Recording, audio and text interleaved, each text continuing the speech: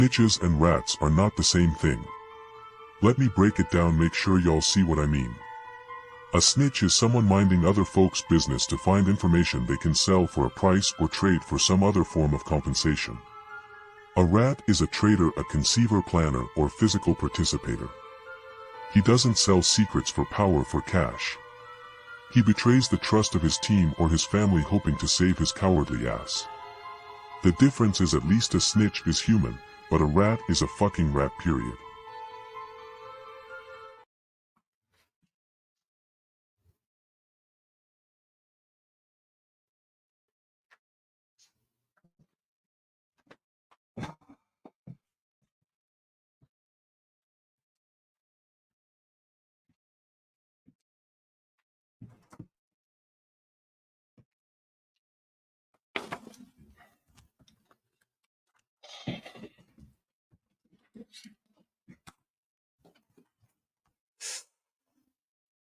Good evening, good evening, good evening, good evening, brothers and sisters, men and women all around the world. Thank you all for tuning in to the Rat Saga.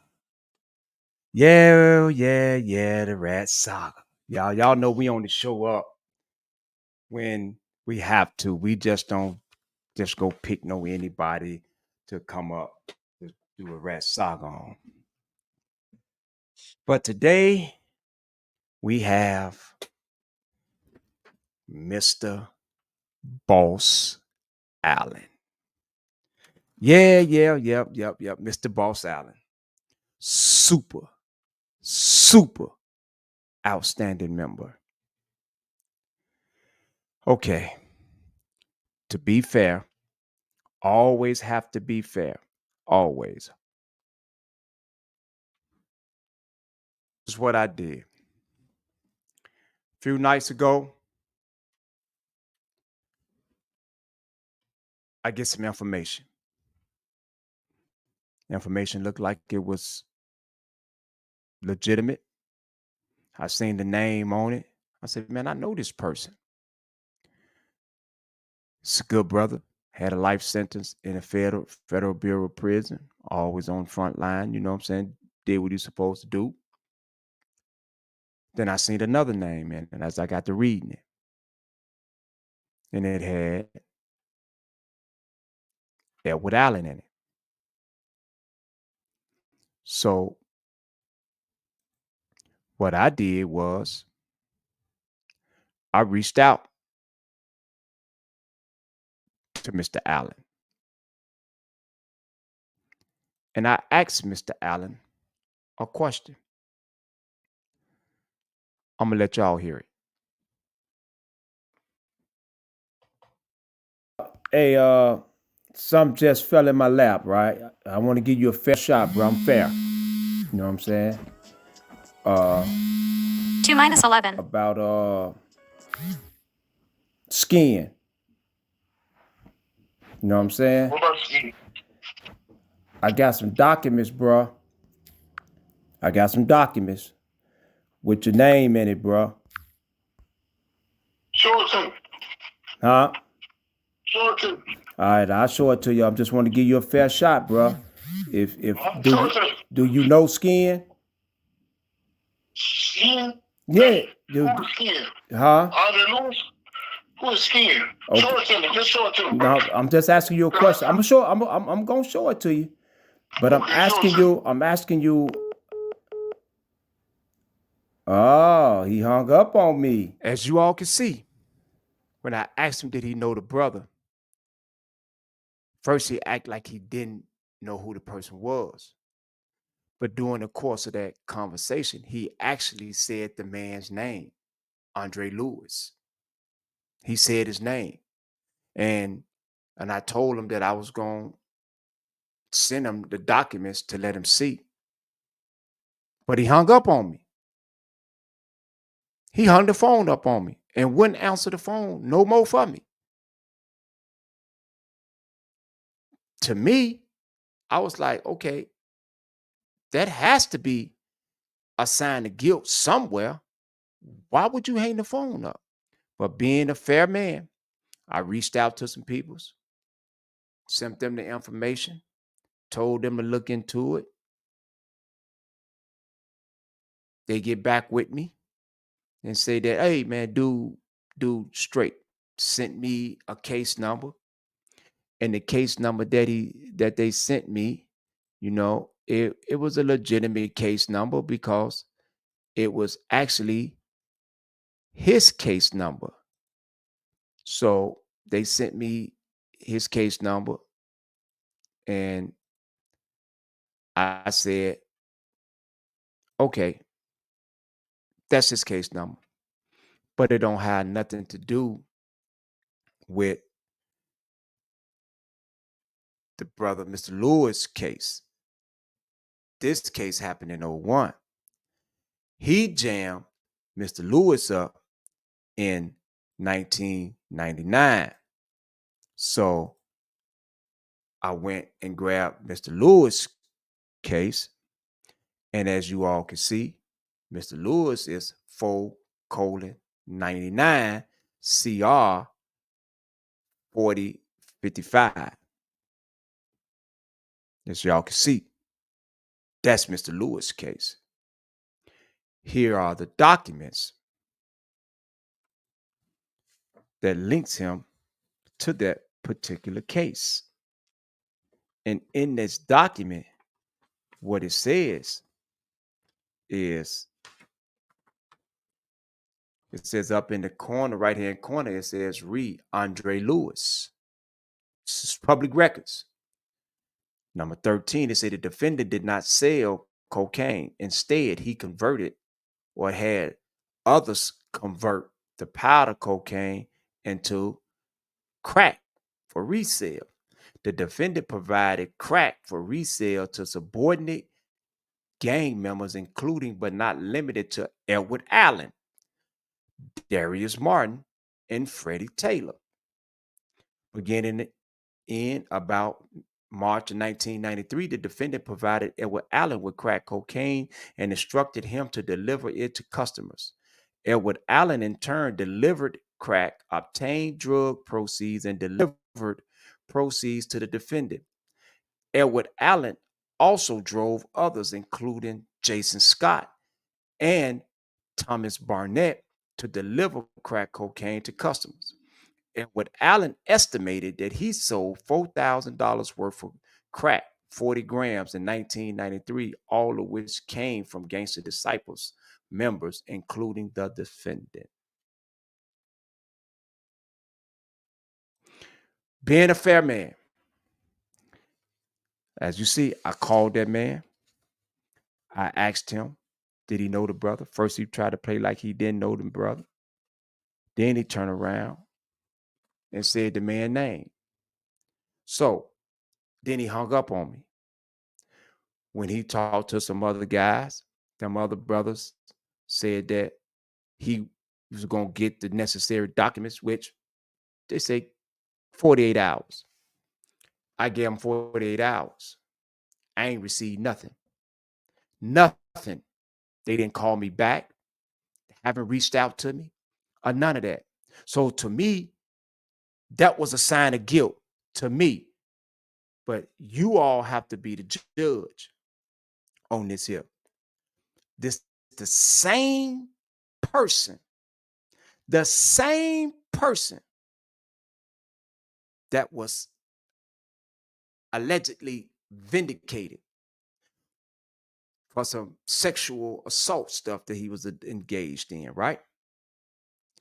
But as we can see with this sexual assault as well, he was lying. First, he said in 1993 that he was in Pontiac. Then the story switched that he was in Stateville and that he was around one, may he rest in peace, Mr. Robert Biggie Lowe. May he rest in peace. Rest in peace, my brother. Then turn around, I found out last night, talking to one of the brothers, that they was in East Moline with each other in 1993. They was in East Moline together. So now we know this here. We had one person who can vouch for this man being in East Moline in 1993. We also have documented records saying that in March of 1993, that he was on the street selling crack cocaine for one Mr. Andre Lewis. This is what the documents say. This is what the records say. This is not what I'm saying. We also know that in 1993, according to his sexual registration file, that he was 18 years old, that he was born February the 23rd, 1975. And he was 18 years old in 1993.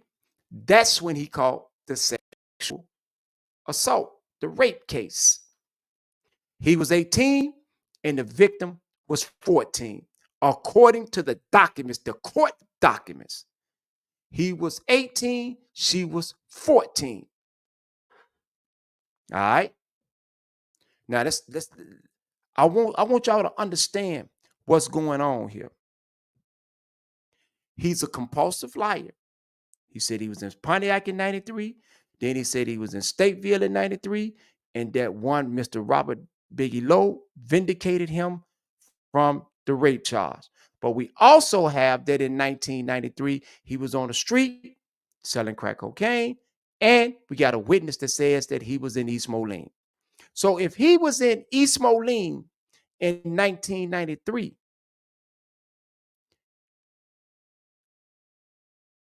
how was he in Pontiac?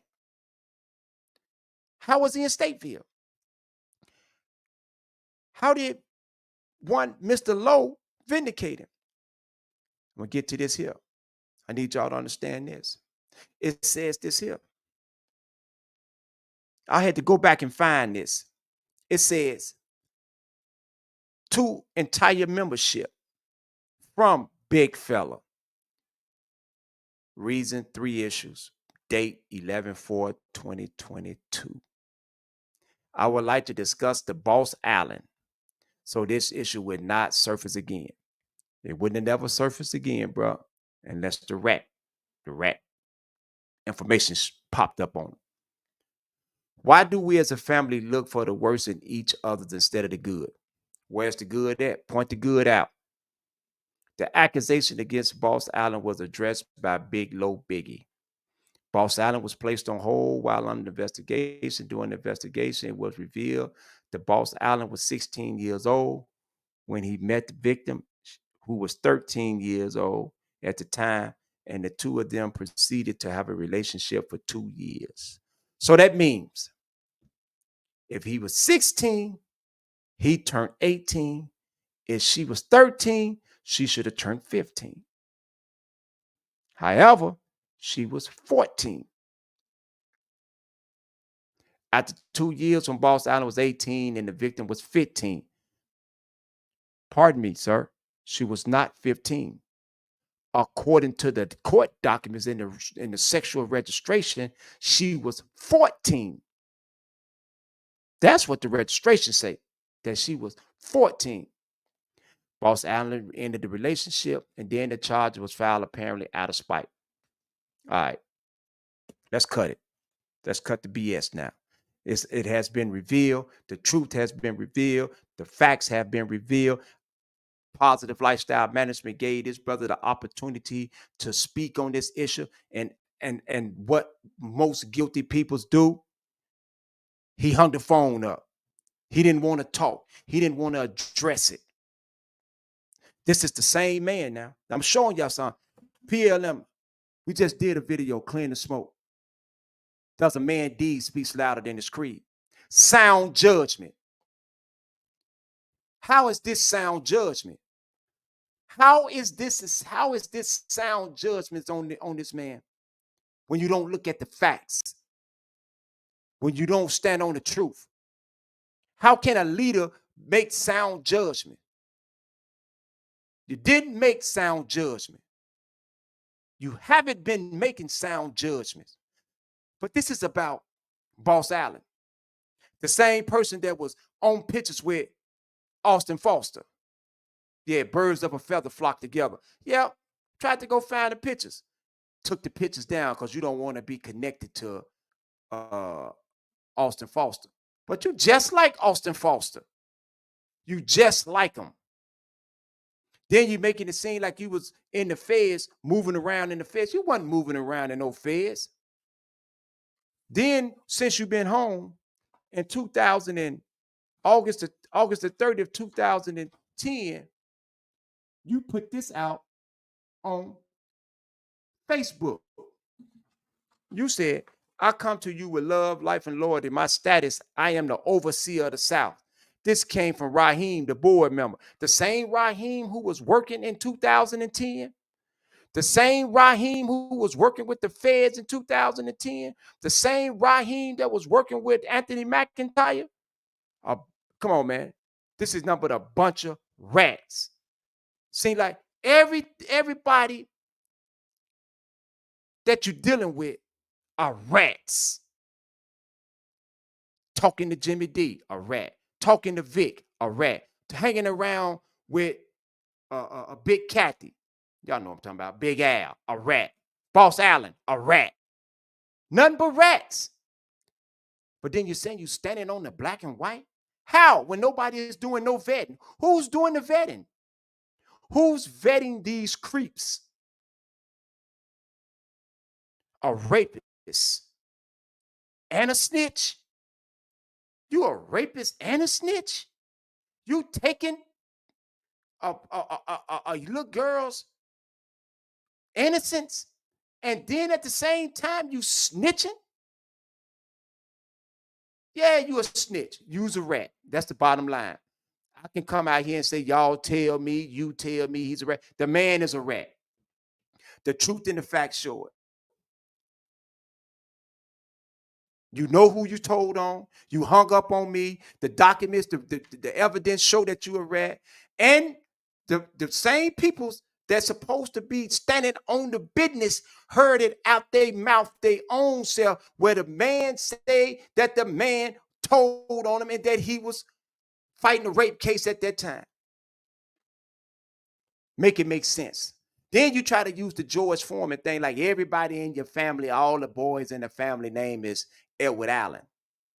You the same Edward Allen that used the alias Edward Allen Jr. All you gotta do is look at the rape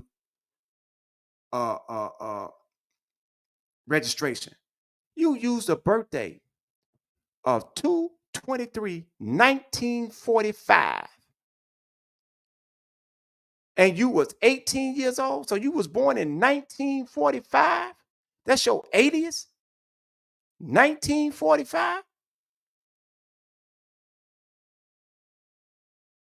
Come on, man. Cut the BS.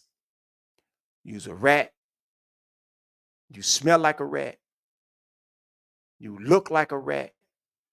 You are a gopher rat. I don't play no games.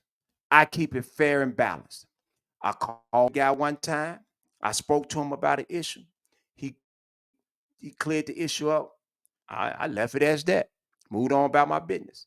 Something else get dropped in my lap. But look who he's around. Taking hugged up with people. They all hugged up like they the best of buddies. They friends. Oh, hugged up with them. You all on pictures with prominent people's sons. But you a rat. You ain't got a person a life sentence. You and Darius Martin. I'm going to say Darius Martin as well because Darius Martin went and jumped on another person's case. He jumped on Christopher Hodges' white folks' case. Yeah, me and white folks was in the field. White folks told me all about the Darius Martin guy. You jumped on that case. So you told on Mr. Lewis, then you told on Mr. Hodges. Now you and Mr. Rat Allen are all y'all the same. You're all the same. You're nothing but a bunch of rats. And now who's vetting y'all? Who's allowing you all to come around without no vetting process? And then you talking about you standing on the black and white. How you standing on something when all of you ain't nothing but a bunch of rats? Cut it out, man. And for the good men that want to do the truth, the sheep, man, listen, y'all being led to the slaughter. You're being led to the slaughter. If you're following somebody like Boss Allen, you listening to Boss Allen, soon you get caught up, he telling, because he got a history of telling. And you better watch your daughters around him. You better watch your daughter because he's a chomo. He's a cold chomo. Bottom line. A freak. And I guarantee you, if he walking any penitentiary in the feds, he wasn't on line. So all that stuff talking about he was cleared and that he was online, that's a lie. Ain't no rapist getting on no line. It ain't happening. So do your research. If y'all want to know the truth about people, do your research. Ain't no anybody coming around me. I'm not letting no anybody around me getting that close up where as though we so ace coon boom. Every picture that I take, they in the picture with me. They all behind me. They behind my back. They hugged up with me. Oh Lord. Come on, man. Cut it out. Cut it out. This your man. This your muscle. Your muscle is a rat. He's weak. And I say what I say, and that's what it is. And I'm dropping the mic. Peace out.